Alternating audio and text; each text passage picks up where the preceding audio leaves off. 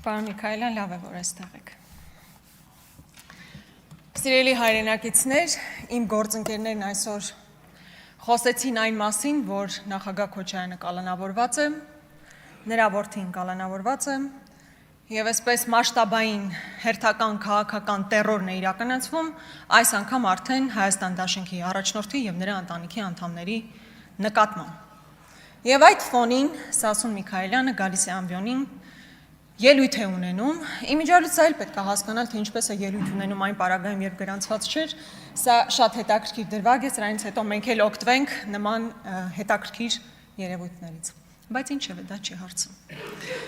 Պարոն Միքայելյան, դուք խոսեցիք հոկտեմբերի 27-ին, միգուցե տեղյակ չեք, բայց ասեմ, որ նախագահ Քոչարյանը այս բանին կալանավորված չէ հոկտեմբեր 27-ի իրադարձությունների համար։ Ես վստահ եմ, որ դուք դրա մասին պետք է իմանայիք, բայց եկել եք այստեղ մի ամբողջ նարատիվներ եք կառուցում մեր երկրում տեղի ունեցած ողբերգությունները նկարագրելով, այո, դա մեր պատմության ամենասև էջերից մեկն է, մեծագույն ողբերգություն է տեղի ունեցել, եւ դա հիմա որ եկել նկարագրում եք, այդ շղթան բերում եք հասցնում որտեղ։ Դուք հասկանում եք, պարոն Միքայելյան, մի ընդհատեք, պարոն Միքայելյան, մի ընդհատեք։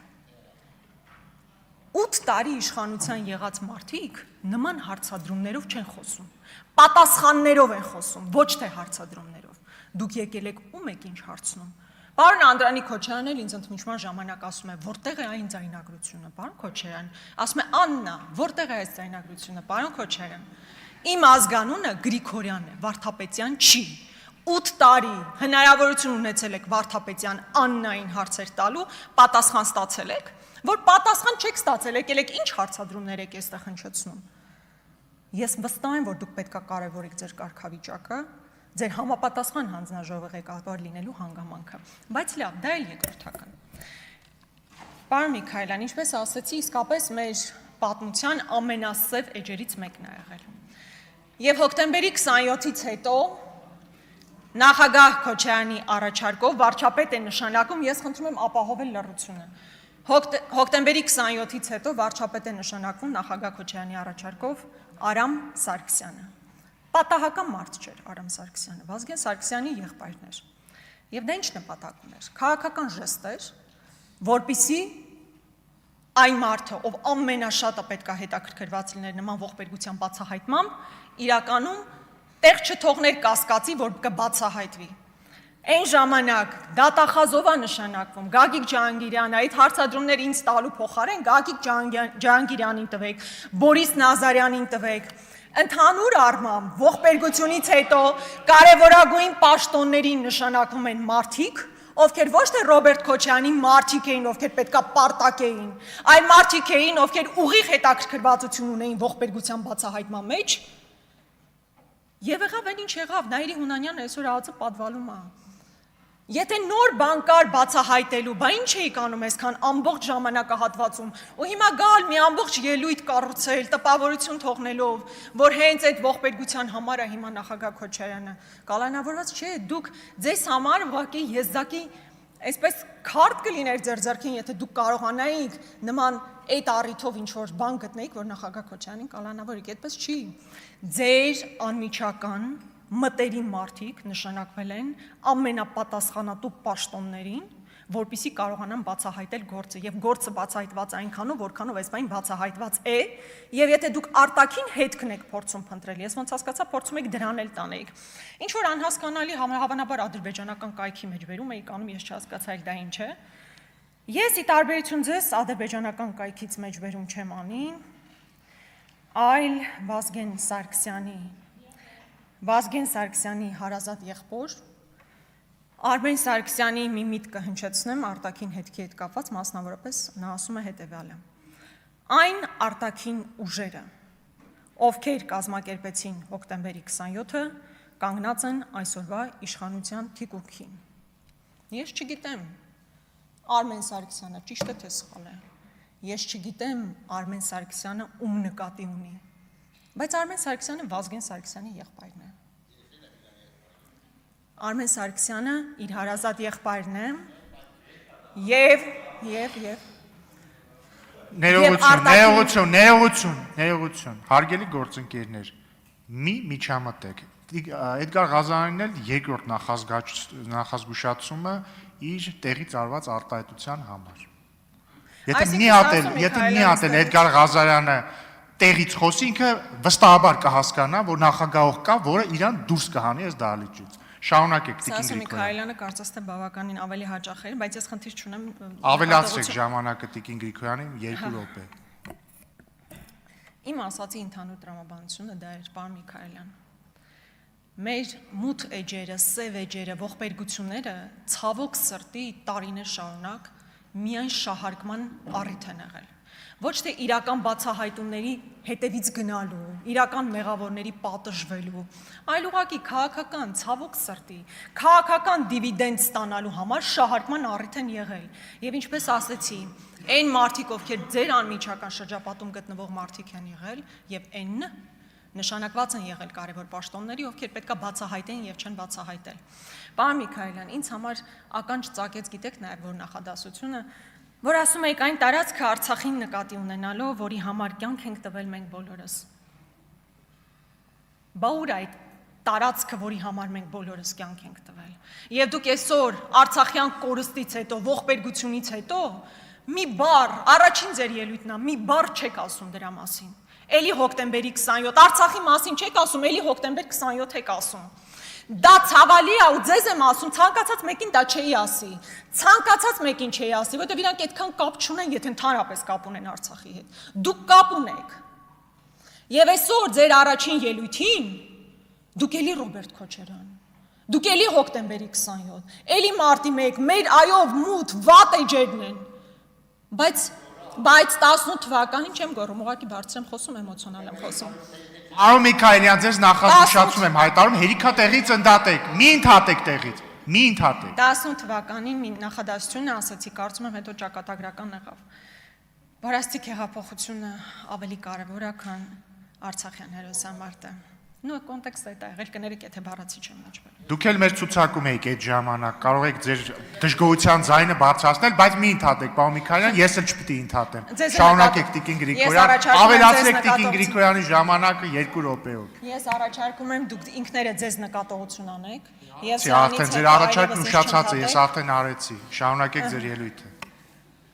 Ես այդ իմիջիալոց այդ նախադասությունը, որ ասում եք, ես ուզում եմ հասկանալ, քանի տարի պետք է անցնի,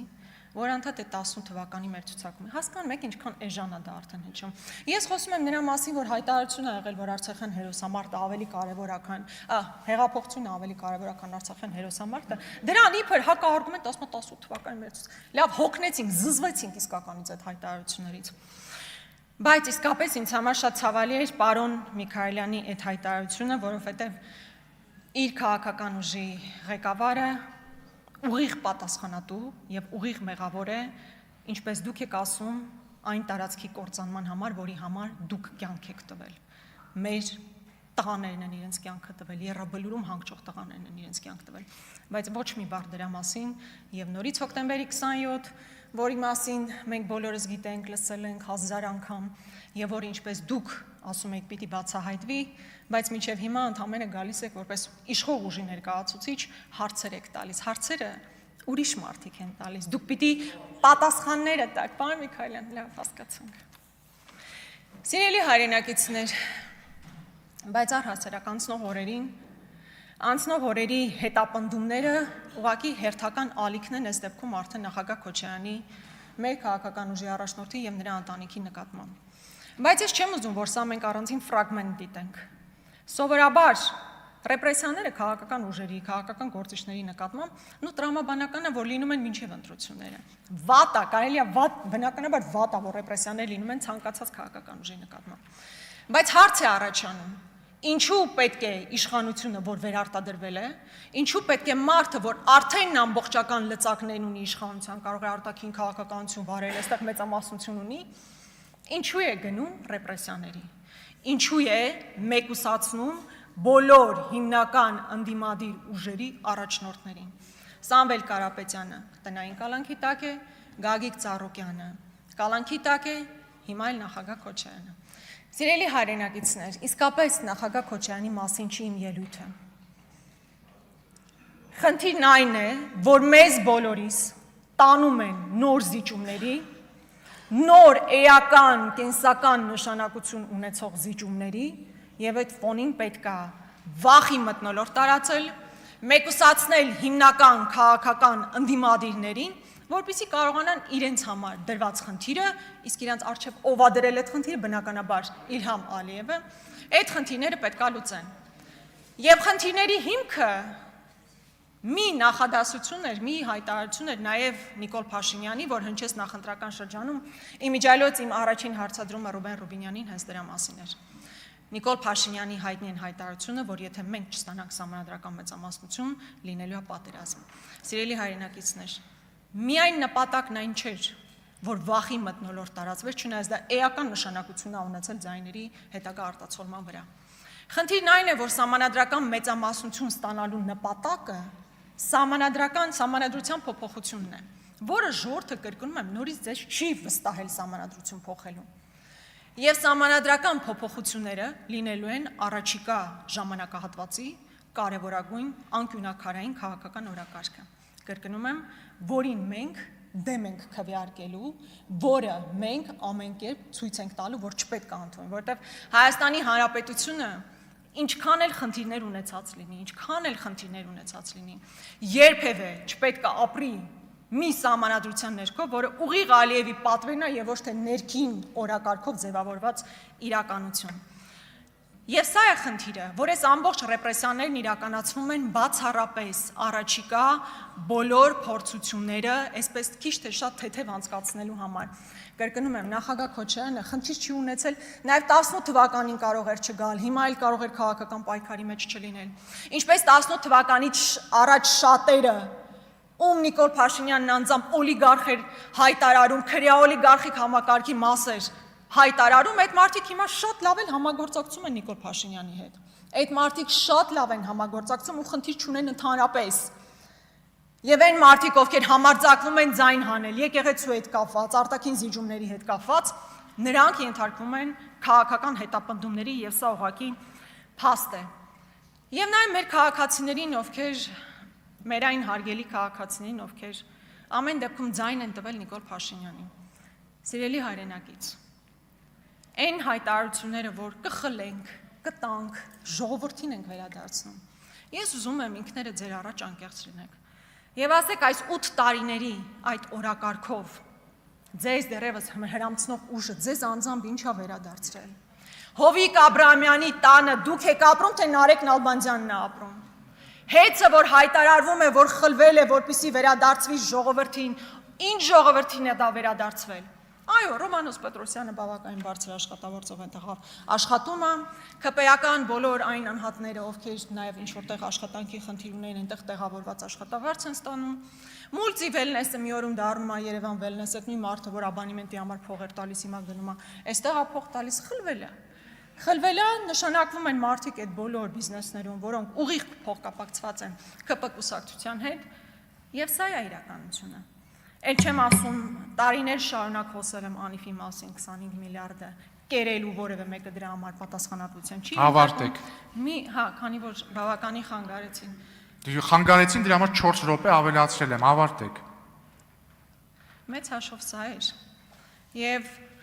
այս քաղաքական հետապնդումները իսկապես մեզ նոր զիջումների տանելու համար են, որ արվում են, բայց ինչպես մի անգամ արդեն ասել եմ, որևէ մեկ անհատի մեկուսացումը չի բերելու նրան, որ 100 հազարավոր մարդիկ իրենց դիրքորոշումը փոխեն։ Շնորհակալություն։